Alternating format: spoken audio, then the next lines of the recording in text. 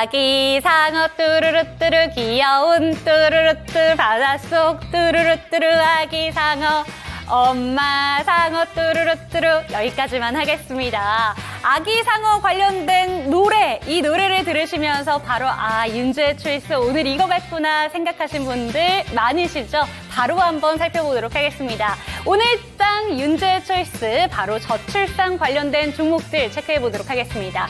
사진 띄워주시죠. 어제 윤 대통령이 저출산은 이제 인구 비상사태다라고 선언을 하게 되면서 정책들을 발표를 했습니다. 범국가적인 차원으로 총력을 다하겠다라는 내용이 좀 밝혀지게 되면서 어제 시간의 거래에서부터 들썩임이 강하게 나왔었는데요. 어제장 시간의 거래에서 꿈비가 상한가에 안착한 채 거래를 마쳤고요. 오늘 장 초반부터 저출산 관련된 종목들 시세를 확 뽑아가는 그런 모습을 확인할 수 있었습니다. 그렇다면 마감가는 어떻게 형성이 됐는지 바로 한번 체크를 해보시죠. 네, 오늘장 캐리소프트와 깨끗한 나라 우선주, 깨끗한 나라 같은 경우에는 상한가에 안착한 채 이렇게 거래를 마쳤지만 주목하실 점은 오늘 음봉 전환된 종목들, 심지어 강하게 하락한 종목들이 많다라는 점도 체크를 하셔야겠습니다. 제로투세븐 같은 경우에는 오늘 두 자릿수대 급등세까지 나타났던 종목이었는데요. 지금 보시는 것처럼 6%대 급락으로 거래를 마쳤습니다. 하지만 여전히 강한 종목들도 있기 때문에 이 종목들을 어떻게 대처를 해야 되는 건가, 그리고 혹시라도 오늘장 진입을 하셨다면 어떻게 대응을 해야 되는 건가 궁금하신 분들 많으실 것 같은데요. 잠시 뒤에 체크를 도와드리도록 하겠습니다. 그리고 이렇게 저출산 관련된 대표적인 종목들뿐만 아니라 오늘은 교육이나 건설 관련된 종목들도 들썩임이 나왔는데요. 주가 흐름 체크를 해보도록 하겠습니다. 네, 교육 관련된 종목들도 오늘 강세 움직임 나타났습니다. 하지만 보신다면 보합권 내에서 머무르는 종목들이 다소 있었고요. 그린벨트를 해제를 해서 신생아를 출산하는 부부들에게 건설을 공급하겠다, 주택을 공급하겠다라는 내용들이 나타나게 되면서 건설 관련된 종목들도 함께 주목을 받았습니다. 보신다면 대우건설, DLENC, GS건설, 현대건설까지 이렇게 강세 움직임 나타났고요. 아쉽게도 삼성물산 같은 경우에는 소폭의 약세로 거래를 마쳤습니다. 그렇다면 정책에 어떤 변화가 있었을까요? 어떤 이유로 강세 움직임 나타났는지, 어떤 이유인지 체크를 해보도록 하겠습니다. 네, 보신다면 저출생 반전 대책이 나타났었습니다. 그동안은 저출산 관련된 정책들이 나올 때 좀 비판을 받고 있는 것 중에 하나가 주거 및 결혼, 출산, 양육에 좀 자금이 조금 한정이 되어 있다라는 내용들이 많았었는데요. 그동안에 좀 비판이 많이 나왔었던 일과 가정의 양립 부분에 있어서 이번에 대폭적으로 좀 정책을 바꾸는 그런 내용들이 밝혀졌습니다. 육아휴직에 대해서도 이야기가 나왔고요. 아빠 출산휴가 기간을 대폭 늘린다라는 부분들이 좀 불거지게 되면서 결국에는 저출산 관련된 정책이 잘 되지 않을 건가라는 기대감이 실리긴 했습니다. 하지만 이런 내용들에도 불구하고 여전히 이러한 저출산 관련된 정책들이 뜨거운 감론을 박이 굉장히 심하고 있는데요. 다음 페이지 살펴보도록 하겠습니다. 네, 이 표를 한번 살펴보시죠. 최근에 나타났던 설문조사 중에 한 가지인데요. 경제적 부담보다는 1위가 자녀 계획이 없는 이유가 자유로운 생활을 원한다, 그리고 육아에 대한 확신이 없다, 그리고 내가 해결할 수 없는 환경적인 이유를 들고 있는 좀 그런 내용들이 많았습니다. 하지만 이런 부분은 해결되지 않은 채 경제적인 부분에만 좀 집중이 되어 있기 때문에 이거는 실효성이 없다라는 내용들도 보도가 되고 있는데요. 하지만 여전히 하나증권 레포트에 따르면 2024년에는 예산안이 대폭 늘어날 것이기 때문에 저출산 관련된 종목들 지속적으로 살펴봐야 된다라는 내용들도 나타나고 있습니다. 하지만 꿈비 같은 경우에는 1년 만에 반토막 났다라는 5월달의 기사도 한번 나온 적이 있었는데요. 지금 대표적인 저출산 관련된 종목들 1년 동안의 주가 흐름을 살펴보신다면 오히려 작년보다 주가가 하락한 종목들도 있었다는 점 반드시 체크가 필요해 보입니다. 오늘 장 윤주의 초이스는 저출산 관련된 종목들입니다. 혹시라도 오늘 들어가신 분들이 있으시다면 어떻게 대처를 해야 되는 건가 굉장히 궁금하실 것 같은데 대응 방법까지 여쭤보도록 하겠고요. 잠시 뒤에 이사님의 실시간 초이스 종목부터 실시간 종목 진단까지 꼼꼼히 도와드리도록 하겠습니다. 당신의 초이스 채널 고정!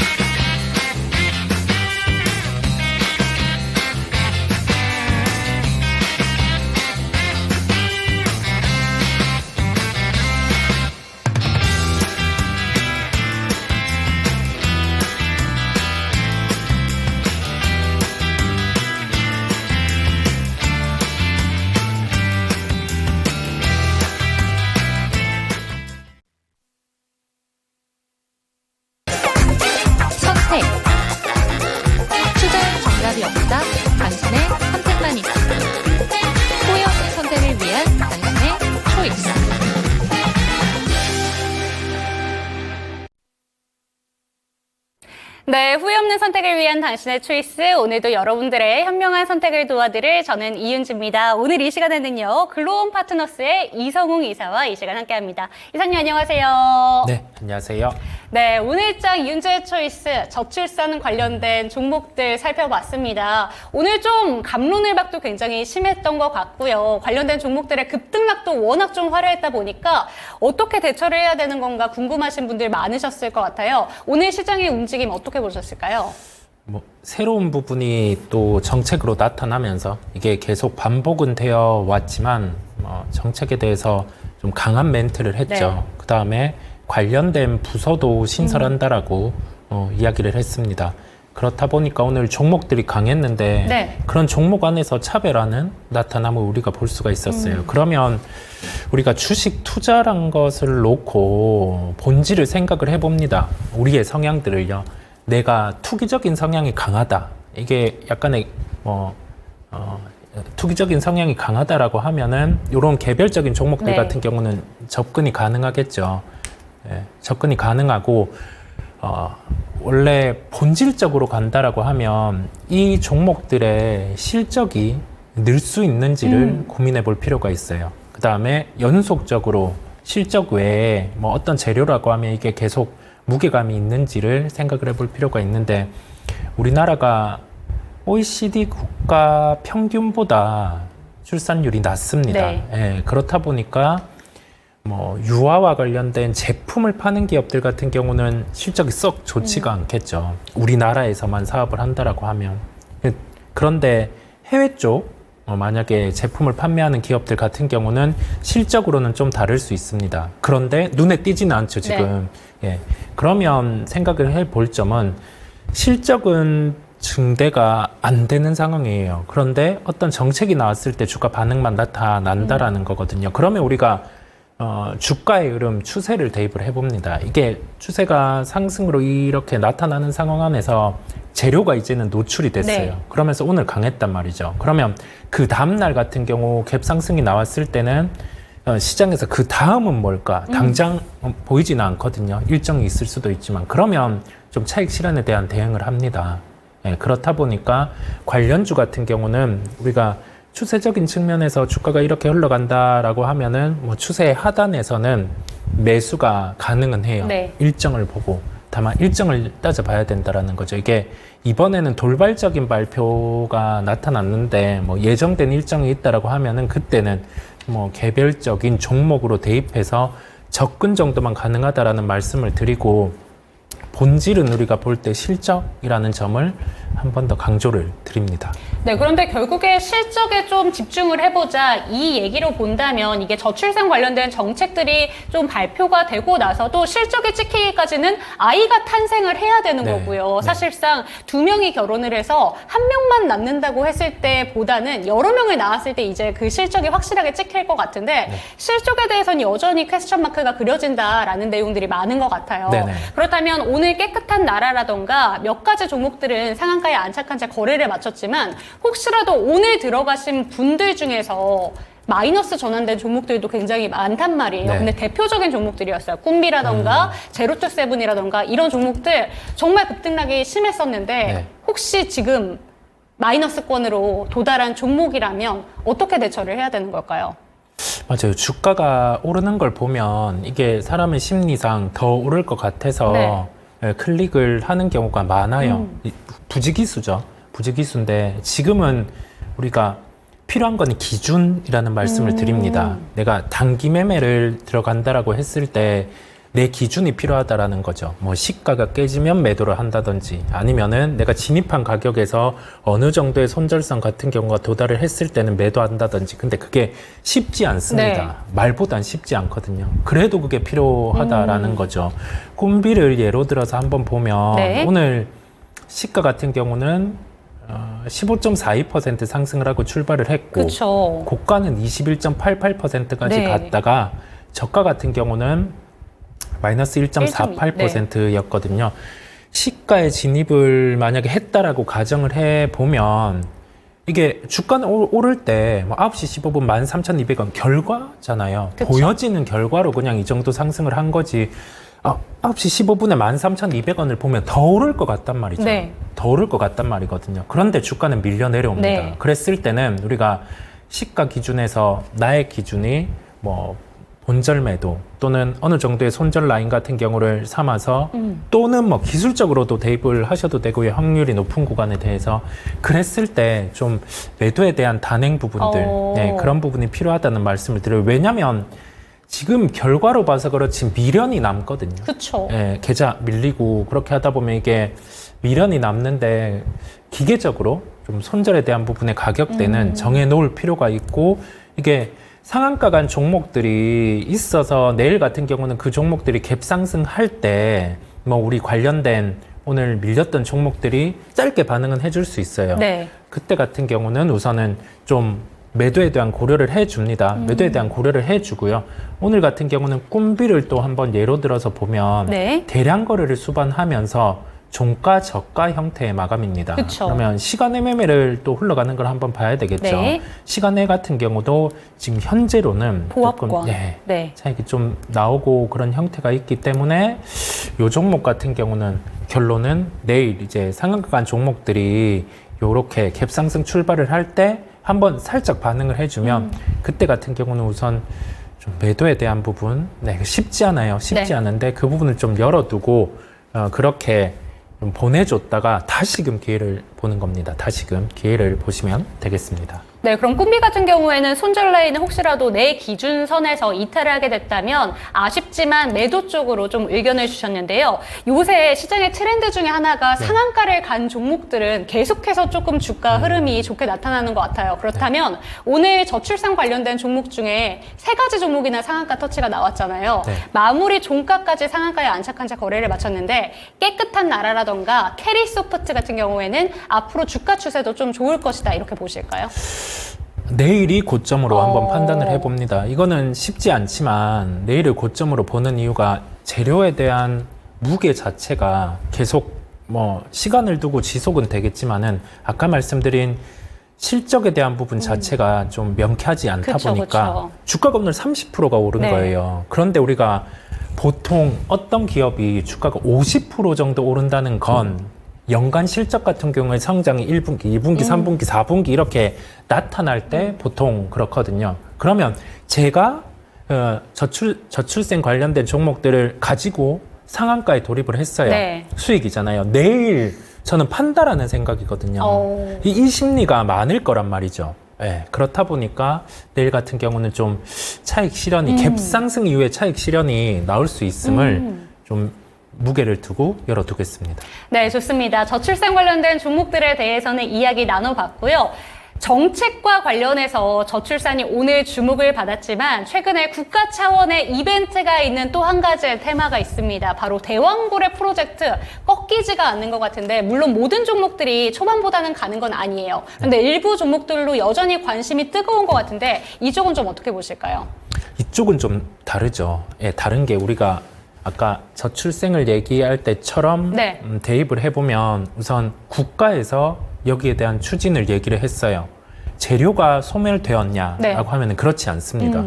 연말 또는 내년 초에 이거는 한번 파본다라는 그쵸, 그쵸. 거거든요. 지금은 그 과정 안에서 어떤 식으로 외부에서 자금 조달을 할지 직접 세금으로 이렇게 구성을 해서 갈지 그 다음에 컨소시엄 같은 경우는 마무리에 구성을 하는데 거기에 대해서 어떤 방향으로 정할지에 따라 종목들이 또 반응을 하는 거죠. 그런데 이사님 그쪽도 대왕고래 프로젝트 같은 경우에도 저출산도 그렇지만 실적이 안 찍힐 수 있다라는 부분은 여전히 똑같은 거 아니에요? 네, 실적이 안 찍힐 네. 수는 있는데 이게 그 뒤에 만약 이게 팠을 때 나와요.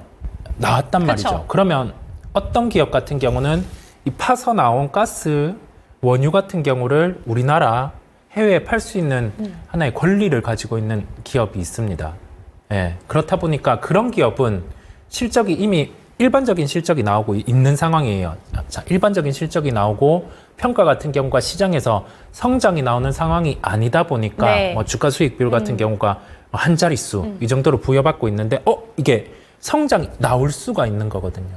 아직 어떻게 될지는 그쵸. 모르지만 그렇다 보니까 시장에서는 주식은 뭐 소위 말해서 꽁가이망 같은 경우를 이렇게 주가에 투영을 하다 보니 그 흐름에서 우선은 상승이 나타나는 거예요. 이거는 해석이 아니라 우리가 저번 주에 종목으로도 한번 가지고 왔었잖아요. 예, 그렇다 보니까 뭐 이거를 끼워 맞춰서 결과 주가가 올랐으니 지금 이게 뭐 그렇게 꿈과 희망이다 그런 게 아니라 한 발 앞서서 좀 미리 볼 수 있는 거죠. 이 결론은 재료의 무게 같은 경우, 그 다음에 이게 어떤 식으로 좀 파급력이 있느냐 그런 거를 해석해 보면 좀 도움이 되시리라 생각이 듭니다.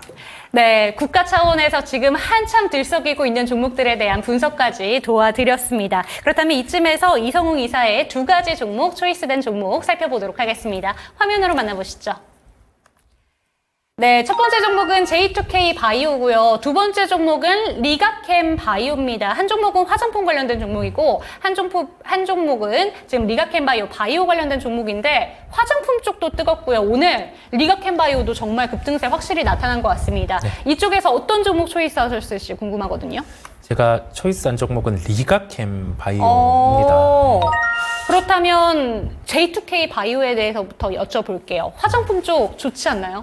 그렇죠. 네, 좋은 상황인데 네. 오늘의 저의 컨셉은 이 추세, 가격의 추세 흐름, 이 추세가 살아있느냐 아닌가. 네. 이를 가지고 비교를 하기 위해서 두 종목을 가지고 왔어요. 네. J2K 바이오 같은 경우는 이름은 바이오 같지만 네. 짚어주신 것처럼 그 화장품 원료 부분인데 바이오 기반의 화장품 원료 회사예요.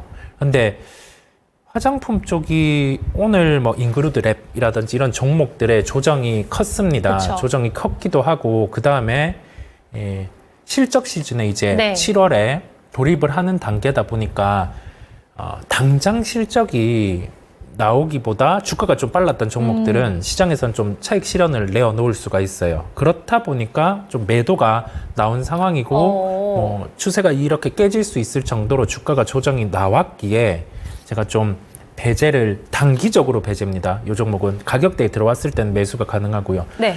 그렇다 보니까 우선은 좀 배제를 하게 되었고요.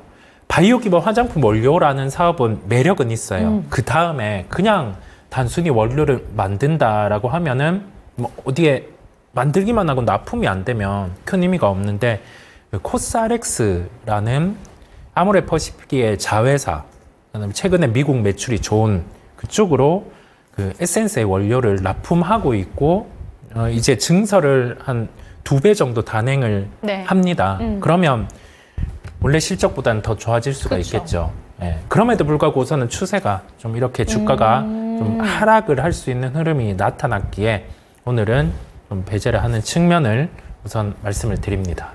네, 아모레퍼시픽의 원료를 납품한다라는 측면에서는 지금 J2K 바이오 여전히 좋게 보시는 것 같습니다. 하지만 오늘 추세가 꺾인 모습이 확실히 나타나기 때문에 추세가 살아있는 리가캠 바이오를 살펴주셨는데요. 오늘 장 초반에는 사실 리가캠 바이오가 그렇게까지 시세가 나오지 않다가 갑자기 탄력이 붙어서 오늘 10% 넘게 급등으로 거래를 마쳤거든요. 근데 오늘 리가캠 바이오에 이슈가 있는가를 살펴봤는데 오늘 드러나는 이슈는 없었단 말이에요. 네. 근데 요새 바이오 종목들 내에서 급등락이 좀 심한 모습이 나타나기도 하고 내일 같은 경우에도 당뇨병 학회가 예정되어 있긴 한데 이쪽은 사실 비만 당뇨 쪽은 아니잖아요.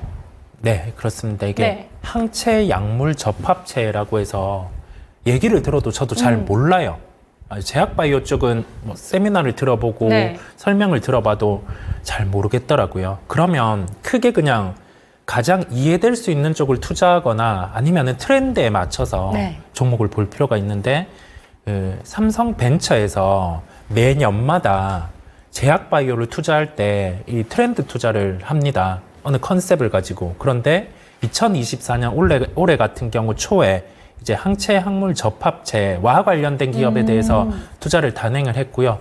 그렇다 보니까 우리나라에서는 뭐 리가캠 바이오가 과거에 기술 수출 형태도 나왔었고 하다 보니 좀 주목이 되었었어요. 그래서 뭐 이게 각 학회가 있을 때 주가 반응들이 좀 나타나는 상황이고 그다음에 체질도 좀 바뀌는 게 오리온에서 이렇게 인수를 했다 그쵸. 보니까 여기에서 임상 진행이라든지 그런 부분에 대해서 비용에 대한 부담도 던 상황입니다. 예, 던 상황인데 내일 기업 설명회가 있습니다. 리가캠 바이오에 대해서. 예, 그렇다 보니까 여기에 대해서 좀 설명회에 대한 내용이 긍정이라고 하면은 주가의 반응이 좀 추가로 있을 거란 네. 생각이 들다 보니 오늘 저의 초이스 종목으로 말씀을 드리게 되었습니다. 네, 좋습니다. 리가캠바이오 같은 경우에는 내일 기업 설명회가 있다고 합니다. 아무래도 좋은 이슈가 나올 것이다 라는 기대감을 가지고 오늘 좀 급등한 게 아닌가라는 생각이 드는데요. 아쉽게도 지금 현재 구간에 소폭의 조정 받고 있습니다. 0.13% 정도 빠지고 있는데 리가캠바이오 같은 경우에는 이번 연도 1분기 실적 보니까 굉장히 많이 늘었더라고요. 네네. 실적 부분에 있어서 바이오 종목들 중에서 이렇게 잘 나오는 종목 몇 종목 없을 것 같긴 한데 네. 실적 측면에서도 기대가 되는 종목일까요? 2분기에도? 뭐 실적에 대한 부분은 나쁘지는 않으리라 보여요. 나쁘지는 않으리라 보이는데 우리가 뭐 몇 년의 시차를 두고 실적이 확 늘어날 수 있는 기업은 뭐 알테오젠이라든지 그다음에 뭐 삼천당제약 이런 기업이 있겠고요.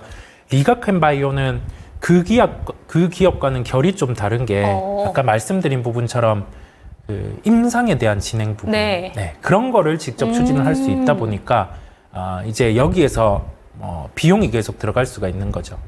그렇다 보니 지금 실적 초점보다는 기술 수출에 대한 부분의 가능성, 그를 놓고 좀 반응을 할 수 있음을 말씀을 드려봅니다. 네, 좋습니다. 실적 잘 나온 종목입니다. 하지만 실적보다는 기술 수출에 대한 기대감이 더 높은 종목이다라고 얘기해 주셨으니까요. 참고하시기 바라겠고요. 오늘 장 초이스 종목은 리가캠바이오 살펴봤습니다.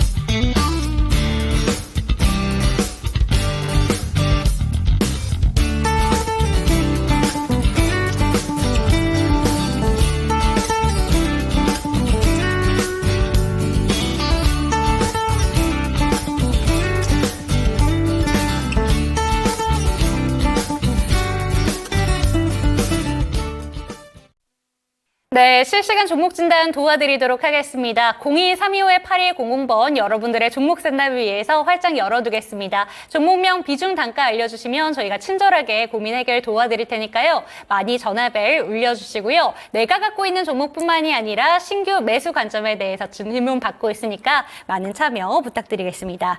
네, 첫 번째 종목은 저희 유튜브 채팅창에 올라온 종목인데요. 배고픈 히딩크님의 종목입니다. 아가방 컴퍼니. 오늘 제가 들고 온 초이스 종목들과도 좀 겹치는 종목인데요. 5,940원, 비중은 10% 들고 계십니다. 딱 이 내용 나오네요. 깨끗한 나라는 상한가가 갔는데 이 종목은 왜 이런가요? 라고 질문 주셨습니다.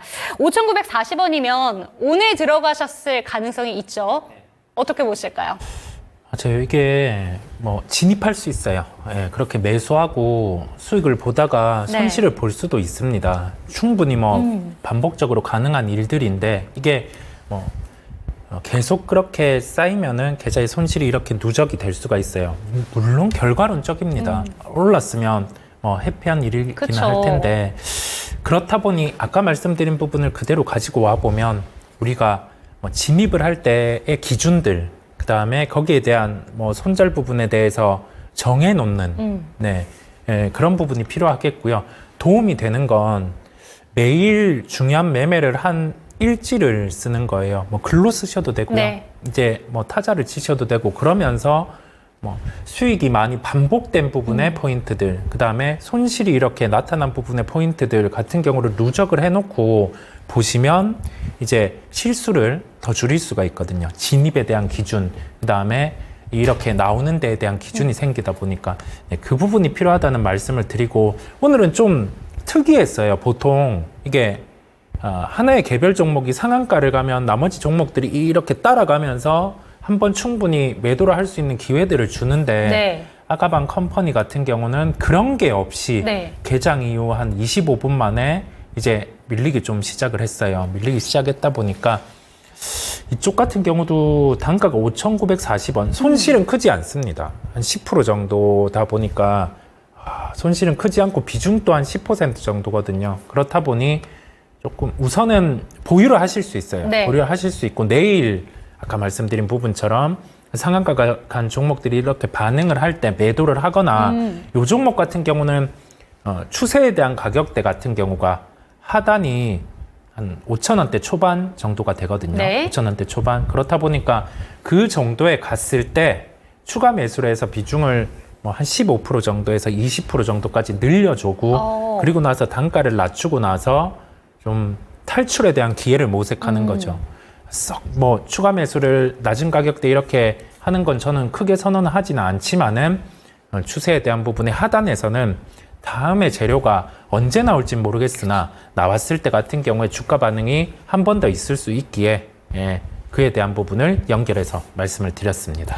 네, 추가 매수를 통해서 평단가를 낮추신 이후에 다음 이벤트가 있을 때 그때 빠져나오시는 방법도 괜찮다라고 얘기를 해주셨고요. 주목할 점은 오늘 상한가를 간 세 가지 종목들 내일 시초가에 어떤 반응이 나오는가 그 부분을 확인하시고 대응하시면 좋을 것 같다라는 말씀까지 참고가 되셨으면 좋겠습니다. 지금 현재 구간의 시간의 거래에서는 소폭 강세 나타나고 있습니다. 0.18% 정도 움직이고 있으니까요. 참고되셨으면 좋겠습니다.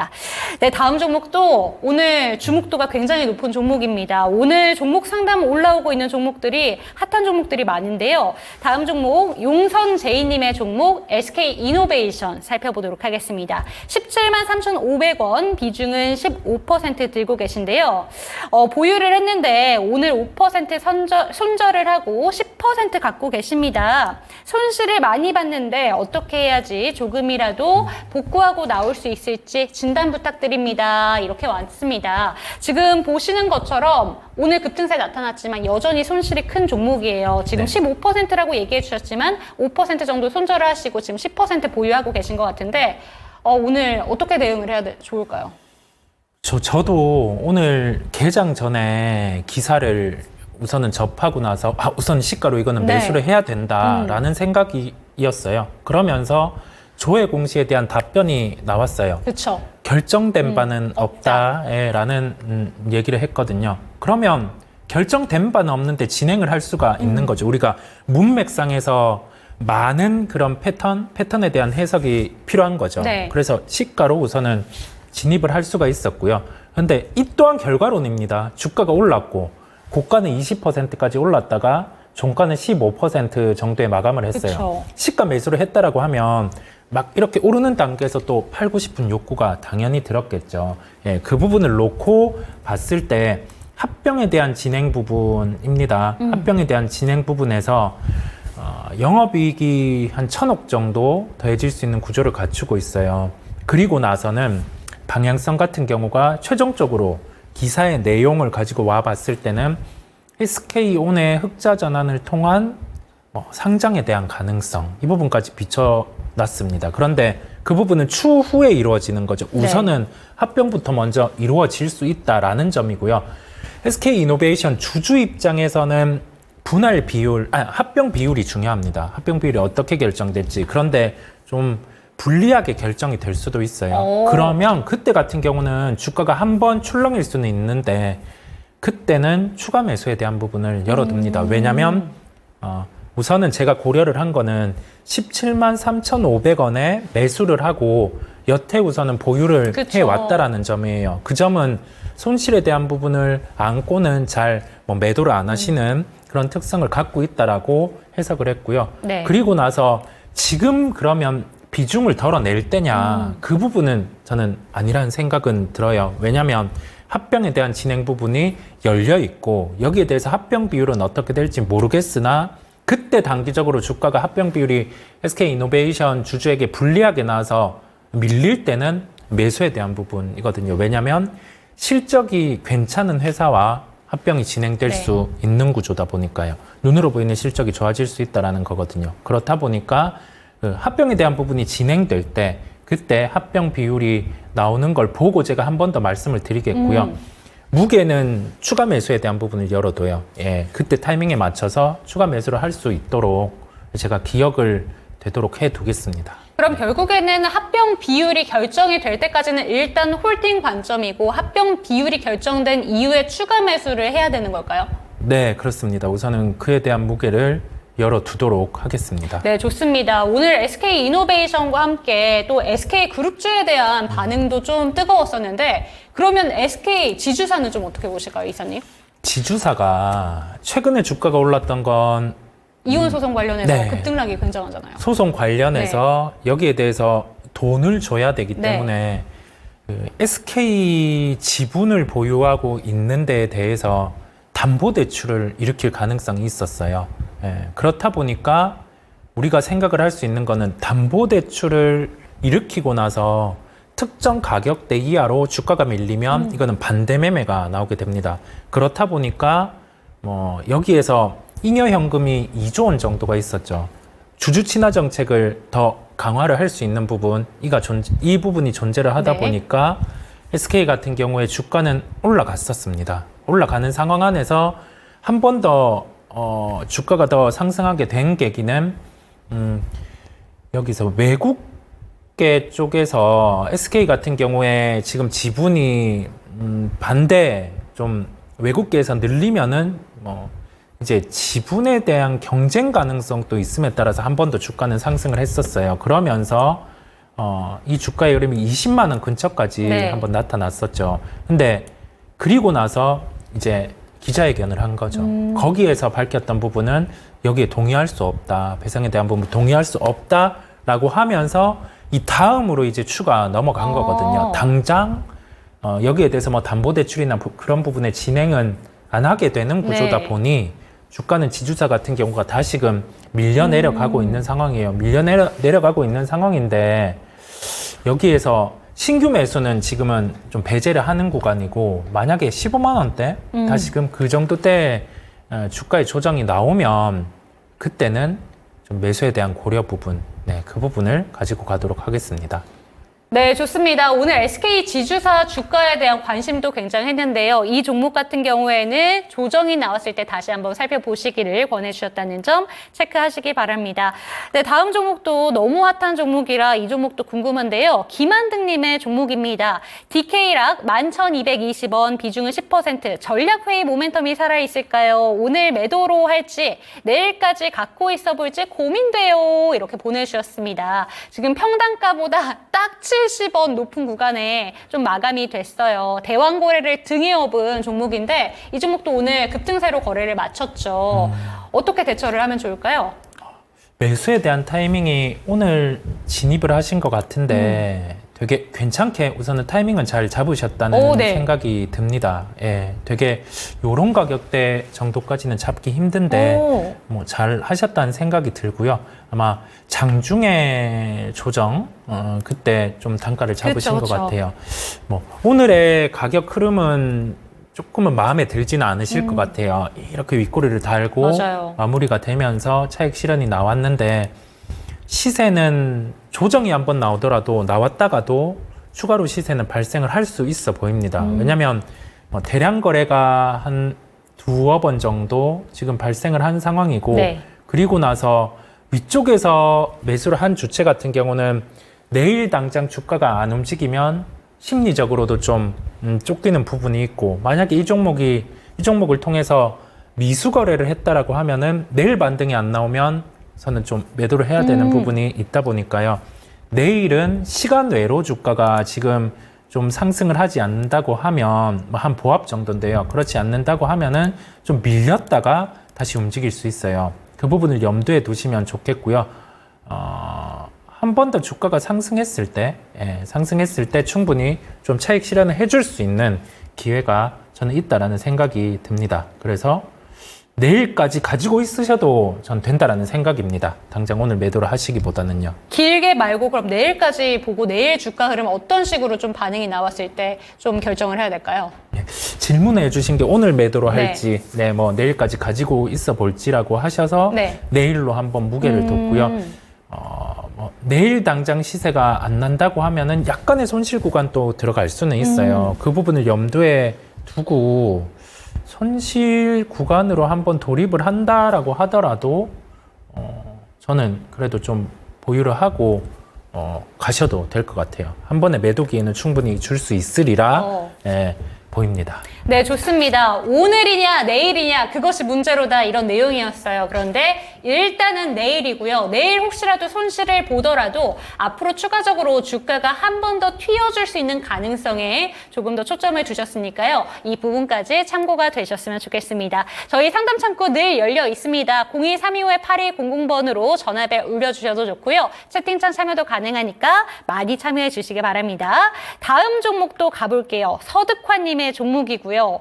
이 종목도 카페24예요. 48,000원, 10%. 그런데 몇 년 전에 머리끝에서 사서 탈출을 못했습니다. 어제 오늘 많이 오르던데 본전 탈출 가능할까요? 아니면 여기서 만족을 하고 나와야 될까요? 라고 질문을 주셨습니다. 저는 이 종목이 어제 오늘 이렇게 잘 가다 보니까 당연히 수익을 확 보고 계시지 않을까 했는데 평단가가 48,000원 굉장히 높으신 종목이에요. 네. 어떻게 해야 될까요? 카페24 같은 경우는 구글과 이제 협업을 하는 단계에서 우리가 그 영상 매체죠. 영상 매체를 통해서 인플루언서 같은 경우가 제품을 소개를 했을 때 그 제품에 대해서 매체를 통해서 보고 이제 구매가 가능한 그 시스템입니다. 그거를 구글과 카페24가 협업을 해서 진행을 하는 거죠. 현재 그 트렌드 안에서는 상당히 핫하다라고 할 수가 있어요. 그렇다 보니까 저도 굉장히 관심이 많았고 시장 안에서도 오늘 그 증권사에서 리포트가 나온 게 목표한 시가총액은 1조 3천억 정도로 도출을 해놨어요. 그 부분에 대해서 뭐 우선은 주관적인 잣대를 대입하기는 했죠. 어느 정도 실적이 발생할 수 있는 부분에 대해서 조금은 적용을 해놨는데 제 기준에서는 우선은 시가총액 1조 정도, 뭐 오늘 정도에서는 변동성은 커질 수 있겠다라는 생각은 하고 있었어요. 그 상황에서 그러면 매도를 하느냐? 우선은 그거는 아니라는 생각을 갖고 있어요. 왜냐하면 올해 예상된 영업이익은 200억 정도. 근데 그 200억만 나온다고 하면은 지금 시가총액은 논리가 맞지는 않아요. 그런데 여기에서 이제 진행될 수 있는 사업에 대한 방향성을 봤을 때는 증권사에서 내놓은 1조 3천억 원의 시가총액 그 부분도 일리가 있거든요. 그쵸. 그러면 지금 보유하고 계신 단가보다는 시가총액 1조 3천억이 나타난다라고 했을 때는 뭐 5만 원대 정도, 5만 2천 원, 5만 3천 원 이 정도까지도 상승을 할 수 있는 거기 때문에 저라면 우선은 이때까지 버텨왔으니까 그 정도의 실적이 나오는지 한번 확인해 볼 필요가 있거든요. 진행에 따른 단계에 따라서. 그래서 저는 보유에 대한 관점을 말씀을 드립니다. 네, 좋습니다. 카페24 오늘도 52주 신고가 경신한 종목이고요. 이거 1년 동안에 좀 주가 상승률 봐도 50%가 넘게 오른 종목인데 오늘 증권사 레포트에서도 추가적으로 더 오를 수 있는 종목이다. 시총 단위가 달라진다라는 내용이 나오고 있는 만큼 조금 더 보유를 하셔서 좀 수익권에서 빠져나오시기를 권해드리도록 하겠습니다. 네, 다음 종목도 살펴보도록 할게요. 유튜브에서 햇살님의 종목이고요. ABL 바이오 26,513원, 비중은 10%입니다. 안녕하세요. 좋은 종목으로 알고 있는데 언제쯤 움직일까요? 단기, 중기, 목표가 부탁드립니다. 이렇게 보내주셨습니다. 손실 보고 계세요. 오늘 바이오 종목 중에서 이 종목도 갔던 종목인데 여전히 손실 중이라서 본인이 보시기에는 좋은 종목이라고 들었고 들어가셨는데 아직까지 좀 손실을 보고 계시기 때문에 어떻게 대응을 하면 좋을지 여쭤보신 것 같습니다. 연초에 학회가 있을 때 이런 종목군들 같은 경우는 반응을 해요. 보통 참여를 해서 지금 임상에 대한 뭐 전임상 단계에 대한 데이터라든지 아니면은 후에는 이제 임상 진행에 대한 부분에 중간 데이터라든지 그런 부분을 공개하기 때문에 선제적으로 주가 반응이 나타났다가 뭐 여기에 대해서 뭐 그 다음에 진행 같은 경우는 바로 안 내비쳐지기 때문에 주가는 좀 빠지는 그런 특성을 갖고 있어요. 어려운 종목입니다. 왜냐하면 우리가 지금의 하나의 트렌드 같은 경우는 과거에 나타나던 기술 수출이 아니라 로열티에 대한 부분을 가지고 오는 구조다 보니까 조금은 다른 케이스라는 점을 말씀을 드릴 수가 있겠고요. 제약바이오 같은 경우는 매크로 변수를 대입해 봤을 때는 금리 인하기 같은 네. 경우가 유리합니다. 그런데 지금 금리 상황 같은 경우는 금리 인상기는 아니죠. 중립에서 좀 인하로 돌입할 수 있는 단계다 보니까 제약바이오에게는 불리한 상황은 아니에요. 네. 그래서 요 종목 같은 경우는 뭐 목표가를 정해놓고 그 다음에 어떤 식으로 대응을 하고 그런 부분을 열어두기보다 우리가 가격의 추세 상황을 봤을 때는 22,000원대, 뭐 2만 원대 초반 이 정도에서는 좀 주가가 지지를 나타내주고 한 2만 원대 중반 이상 해서는 좀 저항을 나타내는 특성이 네. 있어요. 그렇다 보니까 현재 기준에서는 뭐 박스권 하단으로 왔을 때 추가 매수를 하기보다 방향성이 좀 어떤 식으로 흘러갈지는 그래도 좀 물음표기 때문에 지금 보유하고 계신 단가 정도에 왔을 때 우선은 매도를 해준다라는 그런 대응을 좀 열어두도록 하겠습니다. 네, 지금 얘기해 주신 것처럼 2만 원 초반대에서 2만 원 중반대가 딱 갖춰져 있는 구간, 매물대가 굉장히 많이 쌓인 구간인 것 같다라는 생각이 드는데, 그렇다면 이런 종목 같은 경우에는 추가 매수 통해서 다른 방법으로 대응할 수 있는 방법은 없을까요? 보통은 추세 하단, 아까 말씀드린 박스권 하단에 네. 왔을 때 추가는 가능하기는 해요. 그런데 우리가 이 종목을 봤을 때 다른 분들 잘 아시는 분들은 있을 텐데 저는 이 종목을 잘 모르겠단 말이죠. 자신이 없다는 네. 거죠. 그렇다 보니까 카페24를 말할 때랑은 좀 다르죠. 네. 저는 카페24 같은 경우는 확신이 있는 거고 ABL 바이오 같은 경우는 제약바이오, 알테오젠이라든지 삼천당제약이었다고 하면은 자신이 있을 텐데 이거는 하단으로 왔는데 내가 이거를 우리 포트에 뭐 지대한 영향을 미칠 만큼 비중을 늘렸을 때 이게 가능한가라고 고민을 해봤을 때는 확신이 안 드는 거죠. 그렇다 보니까 뭐 이 하단에 왔을 때 추가를 하기보다는 한 10% 정도 비중으로 갖고 간다라는 게 제 의견입니다. 네, 좋습니다. ABL 바이오까지 살펴봤고요. 이 종목에 대해서 추가 매수 가능성에 대해서도 여쭤봤는데 종목에 대해서 조금 더 깊이 있는 분석이 필요할 것 같다라는 의견까지 참고해 보셨으면 좋겠습니다. 네, 다음 종목 살펴보도록 하겠습니다. 네, 세이브 데이터님의 종목이고요. 두산에너빌리티 19,800원 25% 진단 부탁드립니다. 이렇게 왔습니다.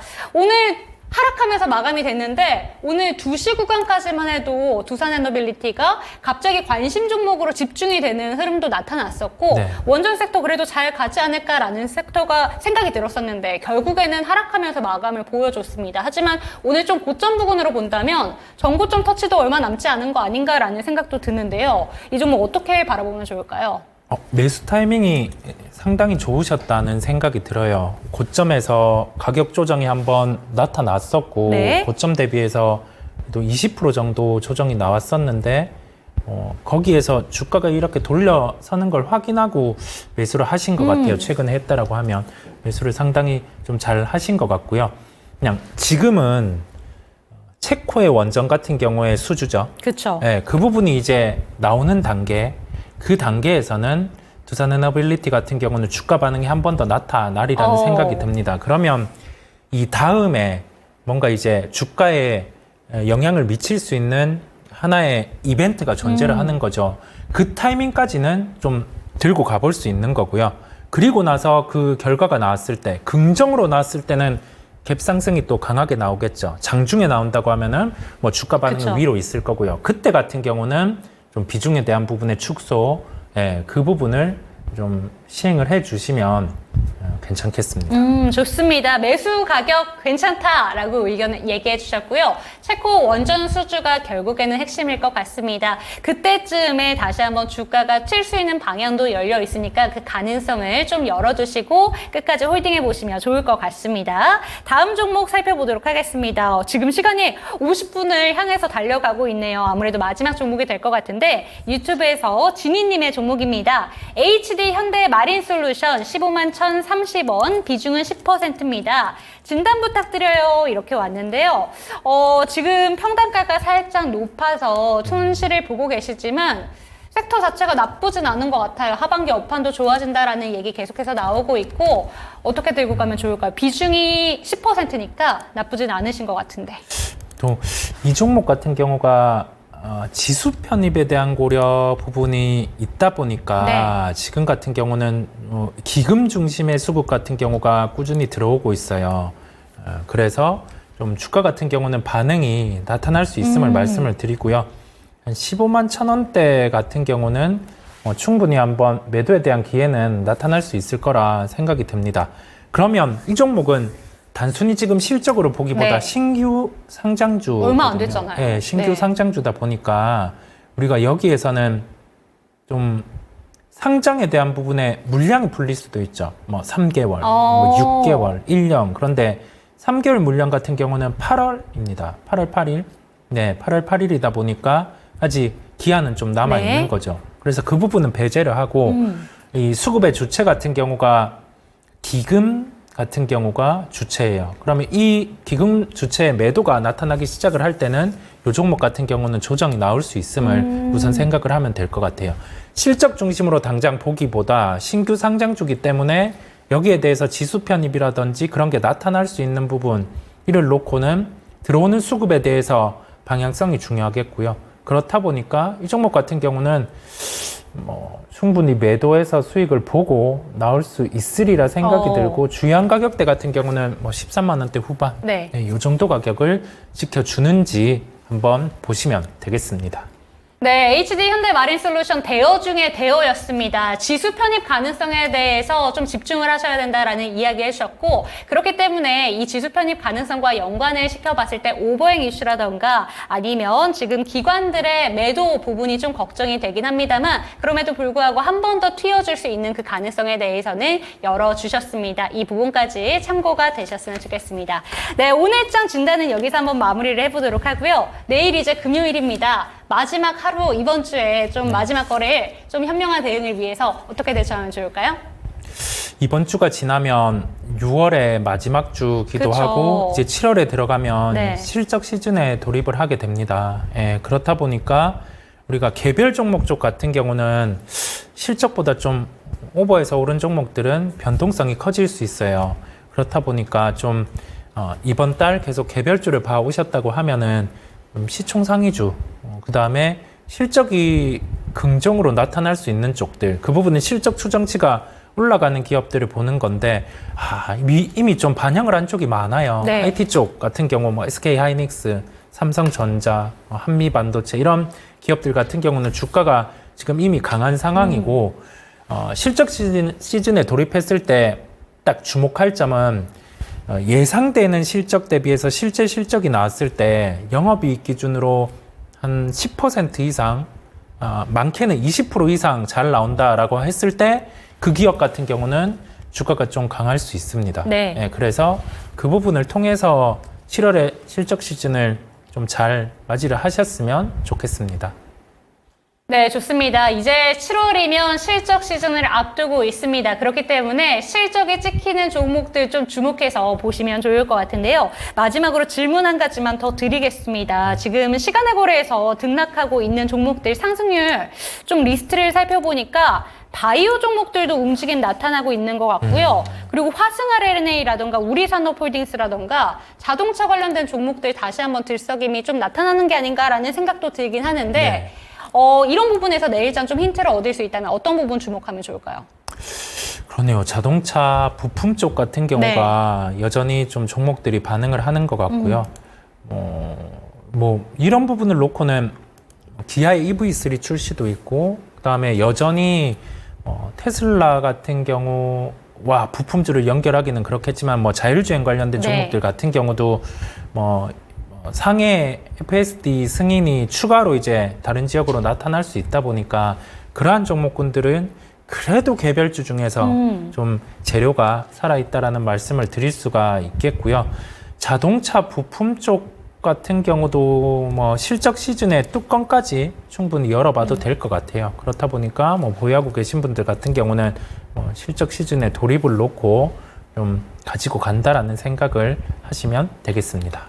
네, 좋습니다. 시간을 고려해서 지금 움직임 강하게 나오고 있는 종목들에 대한 이야기도 들어봤고요. 자동차 부품주 역시 실적 기대를 가지고 움직일 수 있는 종목이다라는 이야기까지 해주셨으니까 이 부분까지 참고가 되셨으면 좋겠습니다. 오늘장 당신의 초이스는 여기서 한번 마무리를 해봐야 될 것 같아요. 저희 종목에 대한 진단도 도와드리고 있고 제 초이스 종목부터 이사님들의 전문가님들의 초이스 종목까지 또 알아보는 시간이 됩니다. 여러분들의 참여로 이루어지니까요. 많은 참여 부탁드리겠습니다. 종목에 대한 상승과 하락은 보장하지 않는다는 점 반드시 기억해 주시고 내일 이 시간도 찾아와 주시기 바랍니다. 시청해 주신 여러분 감사합니다.